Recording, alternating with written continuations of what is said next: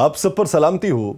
شہباز راجہ کا لکھا ہوا ہے، ہو کا عالم ہے فضا میں، آسماں خاموش ہے، العطش کی ہے صدا لیکن جہاں خاموش ہے، ہر طرف ہے دشمنوں کے لشکروں کا شور و غل، خانوادہ نبی کا کارواں خاموش ہے، جس جگہ بولیں گے سبتے مصطفیٰ بولیں گے ہم، جس جگہ خاموش ہیں اپنی زباں خاموش ہے، ہم عزاداروں کے دل میں خون کی صورت ہے رواں، تم سے کس نے کہہ دیا یہ داستاں خاموش ہے، کس کا بچہ رو رہا ہے تشنگی کے ضبط سے، کون یہ ریگے تپاں پہ نوجواں خاموش ہے، دین حق کا پاسباں شہباز دشت خون میں، نرغائے اہل جفا کے درمیاں خاموش ہے۔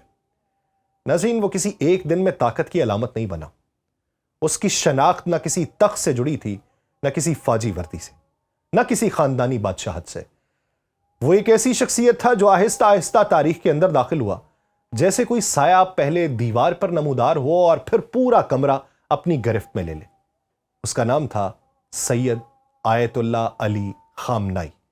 اس کی کہانی دراصل ایران کی جدید تاریخ کی وہ لکیر بندی ہے جس میں مذہب، سیاست، مزاحمت، اقتدار اور خوف سب ایک دوسرے میں گھلے ہوئے تھے۔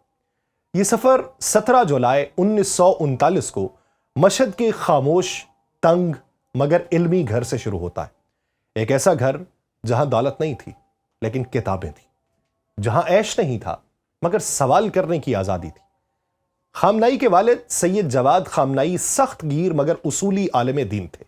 سادگی ان کے مزاج کا حصہ تھی اور یہی سادگی ان کے بیٹے کی رگوں میں اتر گئی۔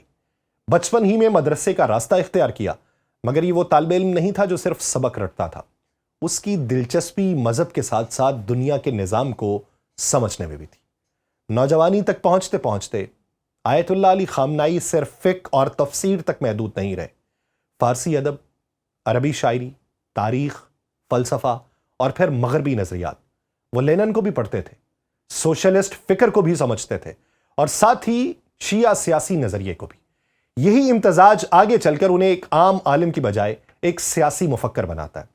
1960 کی دہائی میں ایران میں ایک عجیب تضاد کا شکار تھا۔ شاہ کی حکومت بظاہر مضبوط، معیشت میں سرمایہ، فوج میں طاقت، مگر اندر سے کھوکھلی۔ مذہبی طبقہ کچلا جا رہا تھا، سیاسی اختلاف جرم تھا اور امریکہ کی سرپرستی نے شاہ کو بے خوف بنا دیا تھا۔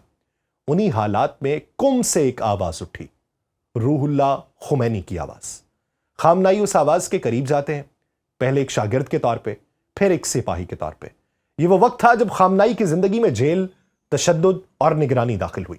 ساواک نے انہیں کئی بار گرفتار کیا، قید تنہائی، جسمانی تشدد، نفسیاتی دباؤ، لیکن یہ سب انہیں توڑنے کی بجائے سخت بناتا ہے۔ وہ جیل میں بھی لکھتے ہیں، سوچتے ہیں، منصوبے بناتے ہیں، اور یہی وہ مرحلہ تھا جہاں ان کے اندر اقتدار کی خواہش نہیں بلکہ نظام بدلنے کا تصور پختہ ہوتا ہے۔ 1979 شاہ کا تخت گرتا ہے، خمینی ایران واپس آتے ہیں، انقلاب کامیاب ہوتا ہے۔ اس لمحے خامنائی کوئی مرکزی کردار نہیں تھے، مگر وہ ان لوگوں میں شامل تھے جنہوں نے یہ انقلاب زمین پہ اتارا۔ انہیں نظام میں ذمہ داریاں ملتی ہیں، پہلے میڈیا اور ثقافتی محاذ، پھر سیاست۔ 1981 میں ایک ایسا واقعہ پیش آتا ہے جو ان کی زندگی کا رخ بدل دیتا ہے۔ ایک مسجد میں تقریر کے دوران بم دھماکہ ہوتا ہے، خامنائی شدید زخمی ہو جاتے ہیں، ایک بازو ہمیشہ کے لیے متاثر ہو جاتا ہے اور یہ حملہ صرف جسم پہ نہیں ذہن پر بھی اثر چھوڑتا ہے۔ وہاں سے ان کی شخصیت میں سختی، احتیاط اور بدگمانی کا عنصر گہرا ہوتا ہے۔ اسی سال وہ ایران کے صدر منتخب ہو جاتے ہیں۔ یہ ایک عجیب صدارت تھی، ایک طرف ایران عراق جنگ، دوسری طرف خمینی کی بالادستی۔ خامنائی ایک انتظامی صدر تھے اور اصل طاقت خمینی کے پاس تھی، لیکن اس دور نے انہیں ریاست چلانے کا ہنر سکھایا۔ فوج، انٹیلیجنس، معیشت، سفارتکاری، سب کچھ قریب سے دیکھا۔ 1989 میں خمینی کا انتقال ہوتا ہے۔ وہاں تاریخ ایک نازک موڑ لیتی ہے، ایران کو نیا رہبر چاہیے۔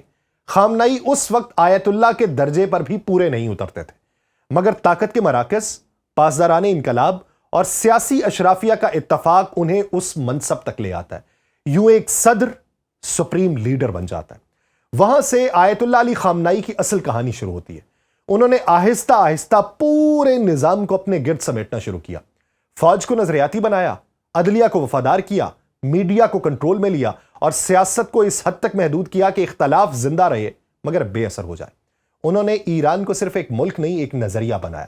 امریکہ ان کے نزدیک شیطان بزرگ ٹھہرا، اسرائیل ایک ناجائز ریاست اور مزاحمت ایک مقدس فریضہ۔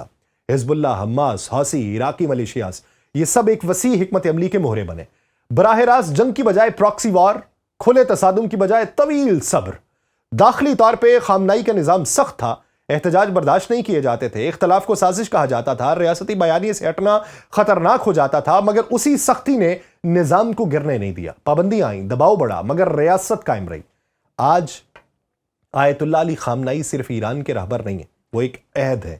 ان کے فیصلے مشرق وسطیٰ کی سمت بدل دیتے ہیں، ان کی خاموشی بھی پیغام ہوتی ہے، اور ایک جملہ بھی۔ وہ کیمروں کے سامنے کم آتے ہیں مگر فائلوں میں، جنگی منصوبوں میں، سفارتی نقشوں میں ہر جگہ پر موجود ہوتے ہیں۔ آیت اللہ علی خامنائی کو امریکہ کیوں بدلنا چاہتا ہے؟ اس سوال کا جواب کسی ایک پالیسی پیپر یا کسی ایک صدر کے بیان میں نہیں ملتا۔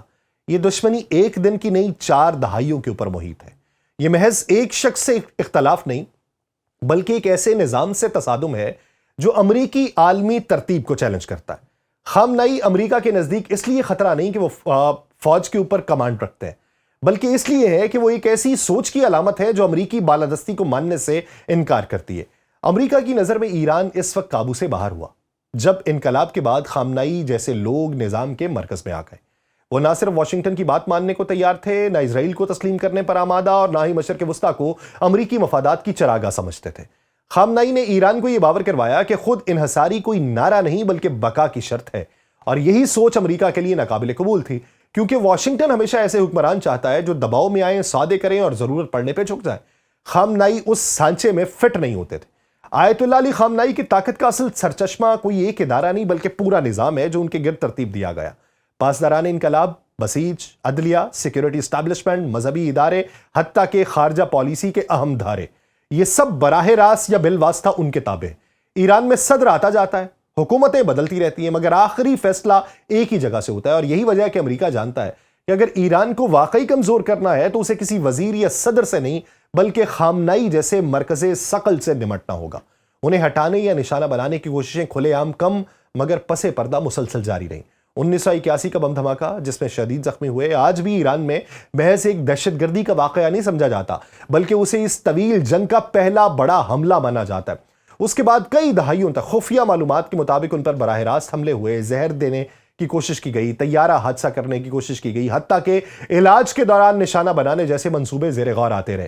امریکی اور اسرائیلی انٹیلیجنس حلقوں میں یہ بحث بارہا ہوئی کہ اگر خامنائی کو ہٹا دیا جائے تو پورا ایرانی نظام لڑکھڑا سکتا ہے، لیکن مسئلہ یہ ہے کہ خامنائی کوئی تنہا ستون نہیں ہے، وہ ایک پورا ڈھانچہ تعمیر کر کے کھڑے ہیں۔ یہی وجہ ہے کہ امریکہ نے براہ راست اقدام کی بجائے معاشی پابندیاں لگائی، داخلی بے چینی پیدا کی اور نفسیاتی جنگ کا راستہ بارہا اختیار کیا۔ احتجاج کو ہوا دینا، نسلی اور لسانی اختلافات کو ابھارنا اور قیادت کو عوام سے کاٹنے کی کوشش اسی حکمت عملی کا حصہ رہی۔ مشرق وسطیٰ میں خامنائی کا اثر و رسوخ محض ایران کی سرحدوں تک محدود نہیں ہے۔ لبنان میں حزب اللہ، عراق میں بہت سی ملیشیاز، شام میں اسد حکومت کے دور حکومت میں، یمن میں حوثی، فلسطینی مزاحمتی گروہ حماس اور اس سے دیگر جڑی ہوئی شاخیں، یہ سب ایک مرکزی نظریے سے جڑے ہیں، اور وہ نظریہ تہران سے نکلتا ہے۔ خامنائی نے ایران کو ایک ایسی ریاست بنا دیا جو براہ راست جنگ کی بجائے اپنے حلیفوں کے ذریعے طاقت کا توازن بدلتی ہے۔ یہی وجہ ہے کہ اسرائیل شمال سے جنوب تک دباؤ میں ہے اور امریکہ کو ہر محاذ پہ حساب کتاب کرنا پڑتا ہے۔ اگر خامنائی کو اچانک ہٹا دیا جائے تو اس کے اثرات ایران تک محدود نہیں رہیں گے۔ سب سے پہلا منفی اثر نظام کے اندر طاقت کی کشمکش کی صورت میں سامنے آئے گا۔ پاسداران انقلاب، مذہبی اشرافیہ، سیاسی دھڑے سب اپنی اپنی جگہ مضبوط ہیں، مگر ایک مرکزی شخصیت کے بغیر یہ توازن بگڑ سکتا ہے۔ دوسرا بڑا اثر مشرق وسطیٰ میں ہوگا۔ حزب اللہ، عراقی گروہ اور دیگر اتحادی وقتی طور پہ غیر یقینی کا شکار ہو سکتے ہیں، جس سے خطے میں تصادم کے امکانات زیادہ بڑھیں گے۔ تیسرا اور شاید سب سے خطرناک اثر یہ ہو کہ امریکہ اور اسرائیل یہ سمجھ بیٹھیں کہ ایران کمزور ہو چکا ہے، اور یہی غلط فہمی کسی بڑی جنگ کا پیش خیمہ ہوگی۔ تاریخ گواہ ہے کہ طاقت کے خلا اکثر امن نہیں بلکہ تباہی لے کر آتے ہیں۔ اسی خطرے کو مد نظر رکھتے ہوئے خامنائی نے قیادت کا معاملہ کبھی قسمت پہ نہیں چھوڑا۔ ایران میں جانشینی کا عمل بظاہر مجلس خبرگان کے پاس ہے، مگر عملی طور پہ چند نام برسوں سے زیر غور ہیں۔ ایسے افراد جو نظریاتی طور پہ سخت، اداروں میں قبول عام رکھتے ہوں اور پاسداران انقلاب کے اعتماد پہ پورا اترتے ہوں۔ یہی وجہ ہے کہ ایران میں قیادت کا انتقال اگر ہوا بھی تو کسی انقلابی طوفان کی بجائے ایک منظم تبدیلی کی صورت میں متوقع ہے۔ یہی وہ حقیقت ہے جس سے امریکہ سب سے زیادہ خائف ہے۔ خامنائی کو ہٹانا آسان نہیں، اور اگر وہ ہٹ بھی گئے تو ان کا نظریہ، ان کا نظام اور ان کی ترتیب دی ہوئی طاقت باقی رہنے کے امکانات زیادہ ہیں۔ اسی لیے یہ جنگ فرد کی نہیں، فکر کی ہے، اور تاریخ بتاتی ہے کہ فکر کو مارنا جسم کو نشانہ بنانے سے کہیں زیادہ مشکل ہوتا ہے۔ یہ کہانی کسی ہیرو کی نہیں ہے، کسی ویلن کی بھی نہیں ہے، یہ کہانی طاقت کی ہے، اس طاقت کی جو بندوق سے نہیں، نظریے سے جنم لیتی ہے، اس شخص کی جس نے تاریخ کو زور سے نہیں، آہستہ آہستہ اپنے حق میں موڑا۔ وہی شخصیت آیت اللہ سید علی خامنائی، ایک نام، ایک نظام اور ایک ایسی حقیقت جسے سمجھے بغیر مشرق وسطیٰ کبھی سمجھ میں نہیں آ سکتا۔ مجھے دیجیے اجازت، اللہ نگہبان۔